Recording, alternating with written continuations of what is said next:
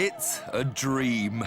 In one garage, you keep a 240-mile-an-hour legend, the Mclaren F1.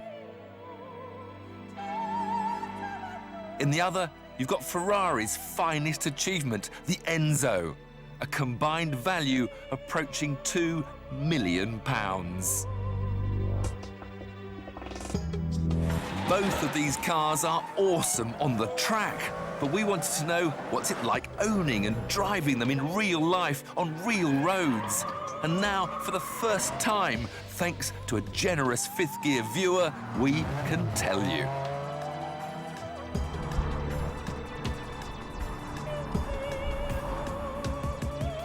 Chris Palmer is a self-made man who sees these delicious supercars as investments as much as toys. Probably, for me, they're as good as it gets. The McLaren is probably a bigger adrenaline pump. The Enzo, if anything, is a little bit easier to drive. Insurance, running costs? I don't back horses, so it's a vice that can be cheaper than gambling. With the cars back-to-back, we'll be able to tell you which gives the biggest thrill, which is the most expensive to run, and which drives the best. Come on, this is our Enzo for a day. There's nothing like this in the supercar world. This is the supercar that looks more like a spaceship than any other. It's just stunning. And the closer you get, the more... I don't know, the more you want to open the door.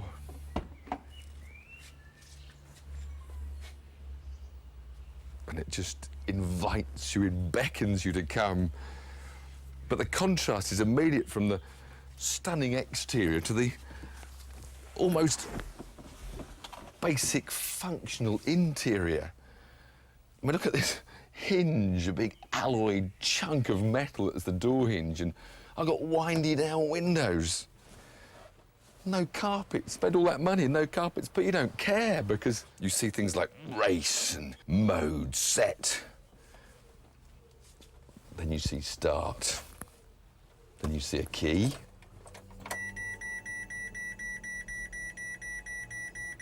Lots of noises.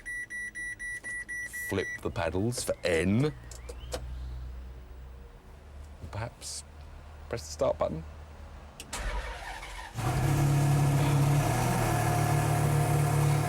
My heartbeat's just got up about 50 beats, and that is coming through the seat into my back and into my spine, tingling up into my brain. And I haven't even touched the throttle pedal yet.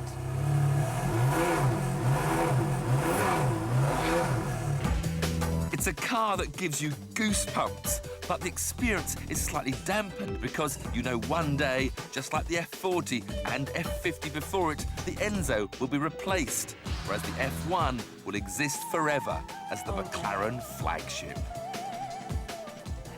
Now this, of course, is a race car that's been converted back for use on the road, so it hasn't got all the luxury interior. I've just got to remember how to get into a McLaren F1.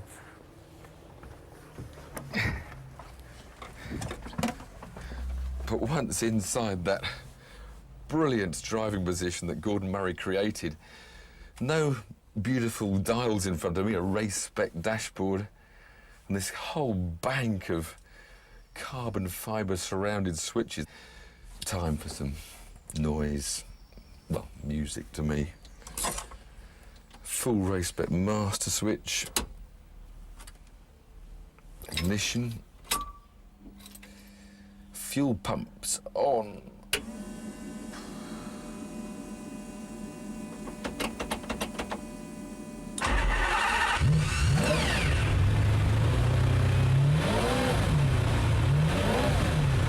Now, stripped out for race spec, this car has lost like 300 kilos of weight, so it's lost all the sound deadening.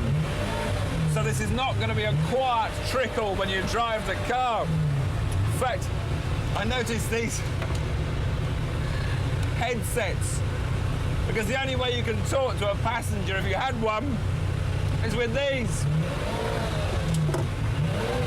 hopefully I'll be able to drive without them. Because to listen to that V12 in the back is very special. Ferrari recommend the Enzo is serviced every 3,000 miles or 6 months, with the bill coming to between £2,000 and £3,000. A new set of tyres is about £1,000. A 6,000 mile service on a Mclaren can cost, and are you sitting down, £30,000. Everything about an F1 is telephone numbers. Even a small tin of touch-up paint costs 75 quid. Then we come to the petrol station. A day with these two resulted in my record ever fill-up.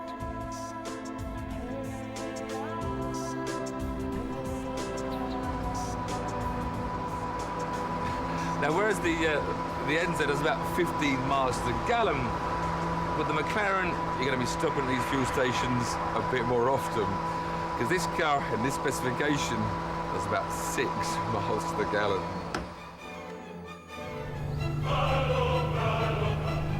How long is that nose and how near is that concrete?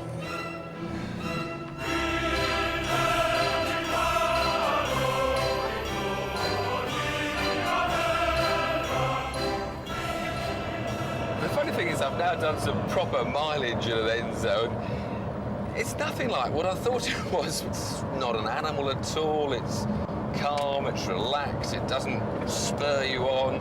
It's a very pleasant cruiser.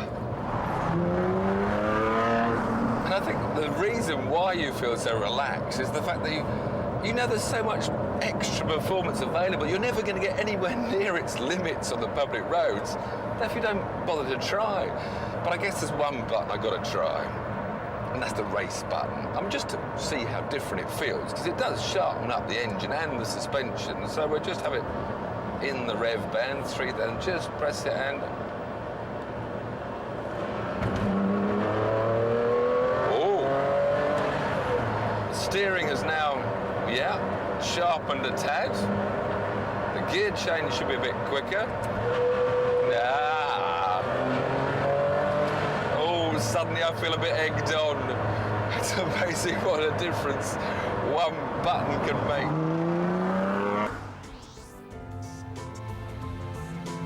Oh my God, it's got no lock. It's got the racing rack, which is faster, and it's got no lock. Oh dear.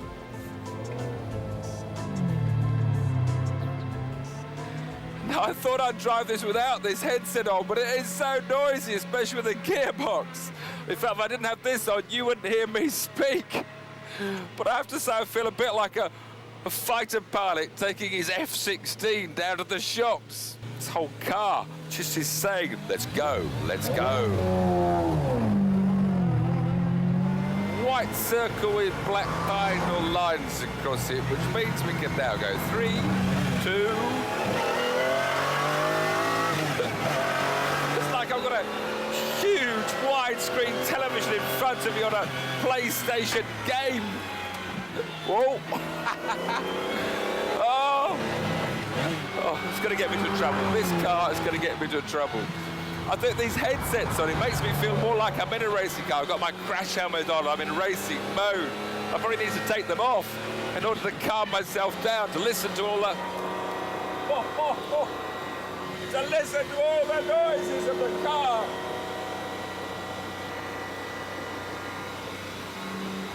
Oh my God. But getting back into McLaren has reminded me what supercars should all be about. And it's all about the driving experience. But most of all, it's just this stunning performance.